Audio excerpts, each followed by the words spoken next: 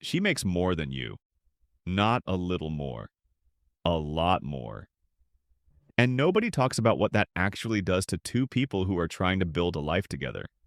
Not the think pieces, not the Instagram captions about strong women, not the podcasts about modern relationships. Nobody talks about what happens at 11 p.m. on a Tuesday when the credit card bill comes up, and one of you went to a Target school and one of you didn't. This is that conversation. They meet the way people meet now: an app, a mutual friend, a bar where someone says something unexpectedly smart and the other person laughs and something shifts. He is 27. She is 26. He makes 54,000 a year. She makes 91,000. Neither of them says these numbers out loud. Not yet. Not for months. On the third date, she mentions her company and he looks it up later and does the math quietly and doesn't say anything. She notices he didn't ask what she does for a living until the fourth date. She files that away. She has learned to file things away. The early months are easy the way early months always are. He pays sometimes. She pays sometimes. Nobody keeps score. Or rather, everybody keeps score and nobody admits it. He takes her to a restaurant he researched for 3 days. It costs him $200 he doesn't fully have. She thinks it's sweet. She doesn't know about the $200. He doesn't tell her. She books a weekend trip. It's somewhere nice. She says don't worry about it. He worries about it. Not the trip. The don't worry about it. They move in together at 14 months. The apartment is hers, technically. Her name on the lease. Her deposit. Her credit score that made it possible. He contributes $900 a month toward rent. The rent is $2,400. She covers the rest. They don't discuss this directly. They discuss it around the edges. He says he'll handle the groceries. She says sure, he handles the groceries. What he doesn't say, when that the $900 is exactly what he can afford without touching his savings. That he has been moving money around for 3 months to make it work cleanly. That he checks her name on the lease sometimes when she's not home and feels something he doesn't have a word for.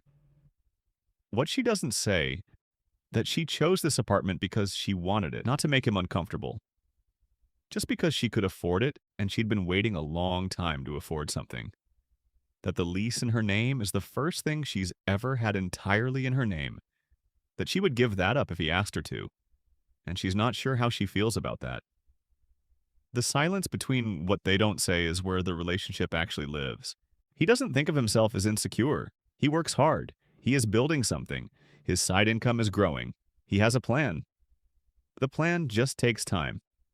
But there are moments. A dinner with her colleagues, titles flying across the table. Director, VP, senior this, lead that. Someone asks what he does. He says operations. He is good at operations. In that room? It sounds like he said nothing. He drives home quiet. She talks about the dinner. He says it was great. He drives. A moment at a family event. Her mother mentions her daughter's salary with the specific pride of a woman who grew up without money and watched her child get some. The number lands in the room. He smiles. Something behind the smile quietly rearranges. He starts working more. Not because she asked him to, not because she said anything. Because the gap between them has a sound now and he can hear it when the apartment is quiet. He opens a new account, starts a business, works on weekends. She asks if he's okay. He says he's just focused. He is focused. He is also running from something he hasn't named yet. The thing he hasn't named. He was raised to be the provider. Not cruelly. Not explicitly. Just the way boys from certain houses absorb certain things before they know they're absorbing anything. And she is not asking him to provide. She has never asked him to provide. She doesn't need him to provide. And that specifically is the part that sits in his chest like something undigested. She has done this before. Not with him. With the version of the situation that exists before the man has a face. She has been warned by her mother, by her friends, by the internet, which has opinions about everything. Don't outshine him. Let him feel needed. Be careful how you talk about your work. She rejected all of this. She is not responsible for his ego. She worked for what she has. She will not make herself smaller to fit inside someone else's comfort. And then she met him, and she meant all of it, until the dinner with her colleagues when she watched his face in the car on the way home and said nothing, because she already knew that saying something would make it worse. She starts editing herself, not dramatically, not consciously. She stops mentioning the promotion until 3 days after it happens. She lets him pick the restaurant even when she knows a better one. She says we when she means I when she talks about financial decisions she made alone before he existed. She notices herself doing it. She doesn't stop.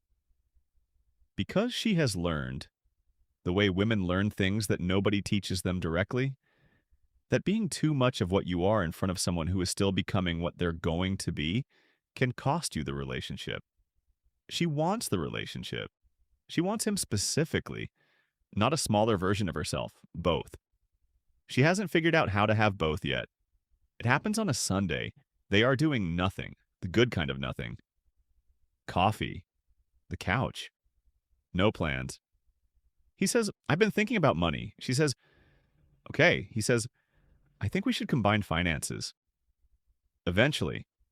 I'm not saying now, I'm just thinking about it. She says, I think about it too. What he means, if our money is combined, the gap disappears into a number that belongs to both of us. Then I am not behind. We are just together. What she means, if our money is combined, I need to trust that what I built doesn't disappear into something I have no control over. I have watched women do this. I have watched what happens after. Neither of them says what they mean. They talk about logistics instead. Joint accounts, percentages, who pays what. The conversation ends without ending. They move on to lunch. The thing underneath it stays underneath it. Here is what nobody tells you. Money doesn't cause relationship problems. Money reveals them. The gap between their incomes didn't create his fear, it illuminated it. Her instinct to protect what she built didn't come from distrust of him. It came from watching other women lose what they built by trusting too fast. These are two people with completely legitimate, completely incompatible responses to the same situation. And the situation is just, she makes more. That's it. That is the whole situation. But it arrives carrying everything else. His upbringing, her history, the way money was talked about in the houses they grew up in, the silences, the arguments, the things their parents did and didn't do with money that neither of them has fully processed yet. They figure it out, not all at once, not without cost. There is one real argument, not about money directly, about a vacation. She books it without asking. He finds out. He says he wanted to be part of that decision. She says she's been making decisions alone her whole life and she's not used to asking. He says that's the problem. She says, no. The problem is you feel like a passenger in a life we're supposed to be building together, and instead of saying that you're making it about a flight booking. He is quiet for a long time. Then he says, you're right, they talk. Actually talk. For the first time. About what money means to each of them, not the numbers. The meaning. He says, I was supposed to be the one who provided. I know that's not rational. I know you don't need that. But it's in me somewhere and I'm trying to get it out. She says, I spent years making myself smaller so people would be comfortable around me. I'm not doing that anymore. But I'm also trying to learn how to let someone in without feeling like I'm handing them something I might not get back. Then she says, I don't need you to make more than me. I need you to stop being ashamed that you don't. And he says, I need you to stop apologizing for what you've built. She still makes more than him.